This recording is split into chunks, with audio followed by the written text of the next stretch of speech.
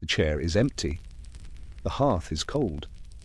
In a medieval village, a woman sits alone for the first time without her husband. His boots remain by the door, dust gathering where his steps once wore grooves into the floorboards. The house is the same, but nothing is the same. Outside, the villagers pass her home in silence. They glance at the window, then look away. To them, she is no longer the woman they knew. She is something else now. She is a widow, and in a world built on the strength of men, widowhood was not just loss, it was transformation. The grave is fresh, the prayers are whispered. But grief in a medieval village was only the beginning of danger, because when a man died, the village did not only bury him, it buried his wife's safety, her reputation, and sometimes her future. Alone she prays, but even prayer cannot change what she has become in the eyes of her neighbors. Without her husband, her place in church is different. Where once she was respectable, now she is marked, watched, judged. Every glance becomes suspicion, every whisper becomes truth, and truth in a frightened village could kill. A meal once shared is now eaten in silence. To survive, she must learn to live outside the order the village understands. But survival is never simple. Inheritance, labor, protection, all were tied to men. Without one, a woman balanced on the edge of ruin. And beyond her cottage walls, the world was filled with predators, both animal and human. Even in records, she becomes nameless. Not Alice, not Margaret, simply widow of Thomas, a shadow of someone else's life. But a widow was more than grief, she was vulnerability. And in medieval villages, vulnerability was dangerous. Some pitied her, others mocked, and many saw opportunity in her loss. For some, opportunity meant marriage, or worse. Because a woman alone was not just unprotected, she was exposed. Even faith could not shield her. In sermons, priests warned that women alone were prey to the devil's whispers. And so, her every step carried suspicion. Who helped her? How did she survive? Why had she lived when stronger men had died? Storms outside, whispers inside. The widow was trapped between grief and fear, her own and her neighbors. Because in the eyes of the village, a widow was not only vulnerable, she was dangerous. Herbs for medicine could become herbs for curses. Her prayers could be mistaken for spells. Her independence, proof of sorcery. And once suspicion took root, it grew quickly, from whispers to accusations to trials. Some widows never escaped that path. From hearth to pyre, their grief turned into ashes. But before fire and accusation came something quieter, deadlier. The village itself. Because widowhood was not just a condition, it was a curse written into the bones of medieval life. To understand the widow's fate, you must first see her world, narrow paths, smoke-filled skies, a village bound by labor, faith, and survival.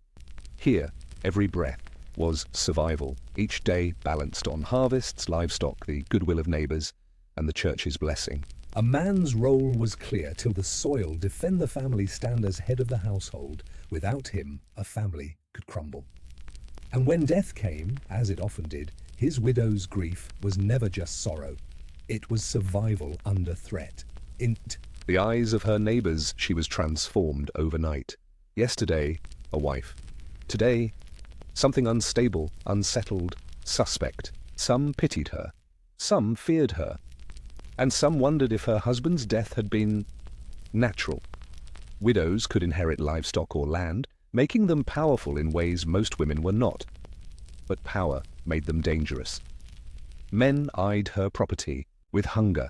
Every field, every cow, every coin became a reason for whispers in taverns. Some widows survived by weaving or begging, others by remarrying, sometimes within weeks, just to keep food on the table.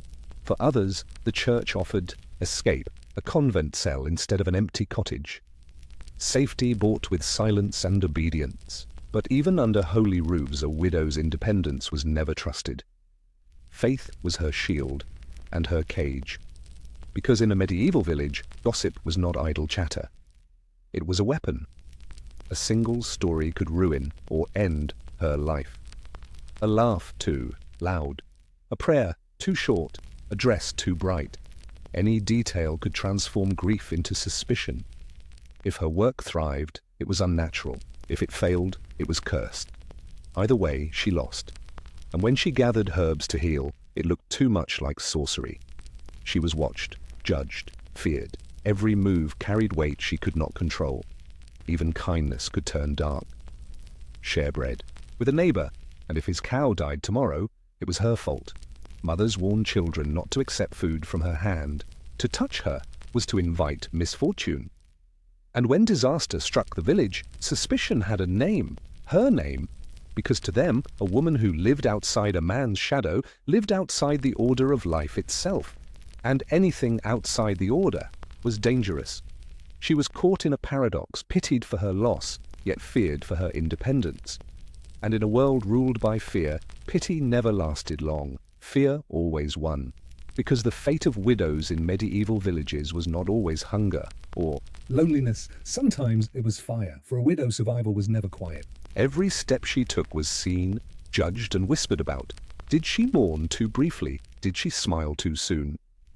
Even small gestures became fuel for suspicion. Some widows inherited land or inns, gaining power, but power without a man was unnatural in their world. If she thrived, it was suspicious. If she failed, it was proof she was cursed. Either way, she lost. When a child sickened, villagers asked, who touched him last? More often than not, the answer was, the widow. When crops failed or cattle died, blame needed a face, and her face was already marked. Gossip turned to certainty. By morning, rumors were not stories, they were truth. A laugh too loud, herbs, gathered at night, or a refusal to remarry, proof enough for frightened minds. And when fear grew loud enough, it was carried to court. Not for justice, but for spectacle. One neighbor claimed she cursed his field. Another swore she muttered spells. A third said her stare soured his milk. Proof was never needed.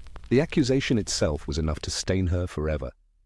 Soon the village gathered not to protect her, but to condemn her.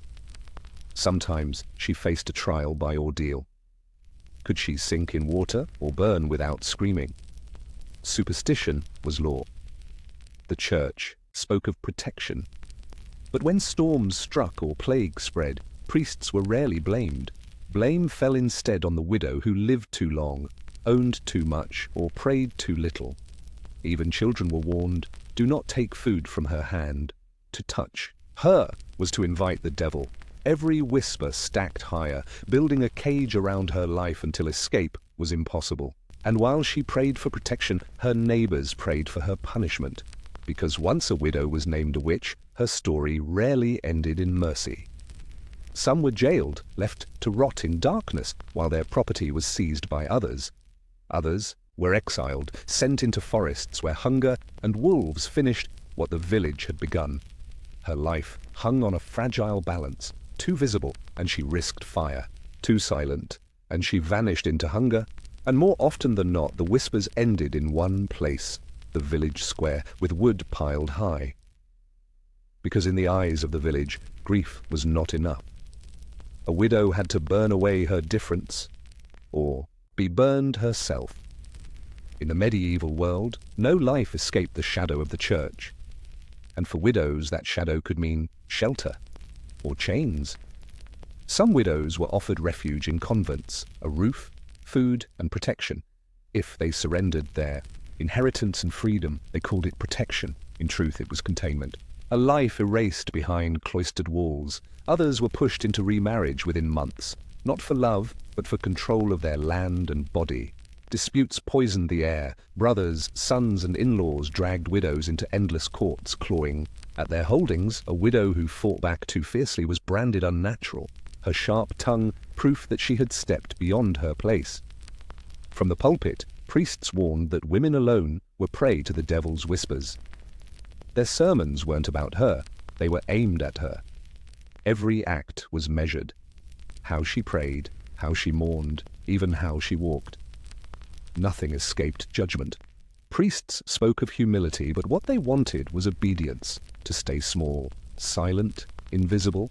Even in her absence, her presence was felt. Families taught their children to fear the widow's independence. Confession was no refuge. Every word she spoke became fuel for judgment, each silence seen as guilt. Law was not blind, it was tilted, and the weight always fell against her.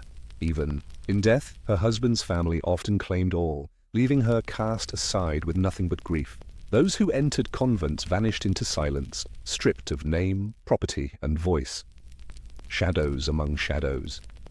And those who stayed outside. They were trapped in disputes that never ended, their survival hanging on ink and rumor. The church watched. The law judged. And the village whispered. Together they closed in tighter each year. Even obedience was not enough. Because when storms ruined harvests, villagers sought not priests to blame, but widows. She became the scapegoat for every failure, every sickness, every storm. Proof was never needed, her existence was enough. And the higher the priest's voice rose, the more certain the villagers became. Widows were dangerous. The chains of law and church tightened, not to protect her, but to contain her. Every blessing was a warning, every protection was a cage. The verdict was always the same, guilty of existing outside the order of men. And so widows lived in shadows, not because they chose them, but because light was never allowed to fall on them. But shadows don't last forever. And when fear burned brightest, whispers turned to fire. And the church did not save her. It lit the match. Whispers were enough. A widow's laughter, a quarrel, even a prayer in the wrong place could spark suspicion. Herbs that once healed fevers became proof of witchcraft.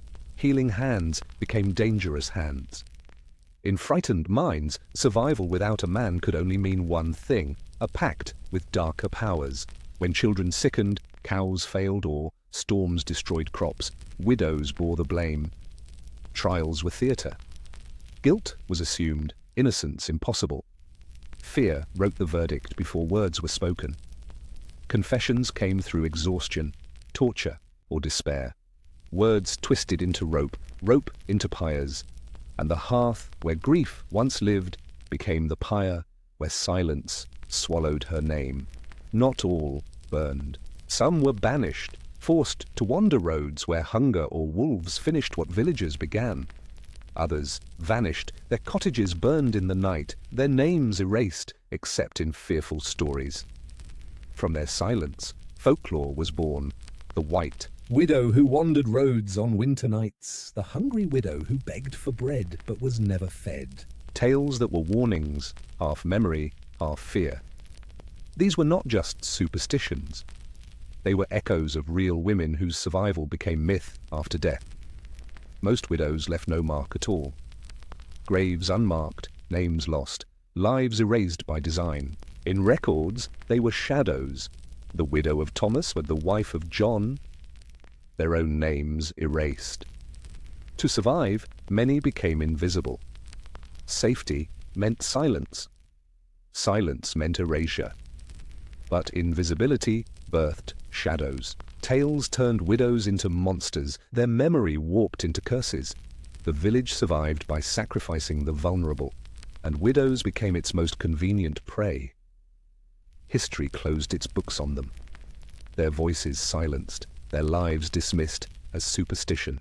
Yet silence does not erase injustice. Their shadows linger in folklore, law, and memory. Even erased, they left behind a curse, the reminder of how fear devours the powerless, and their story still speaks.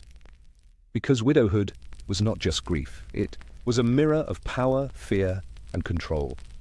The church that judged them crumbles in ruins, but the widow's silence whispers louder than stone. 2 million widows walked into silence, forgotten by design, but history cannot bury what memory refuses to let die. If this story left you haunted, hit like and subscribe to Nightmare Historians.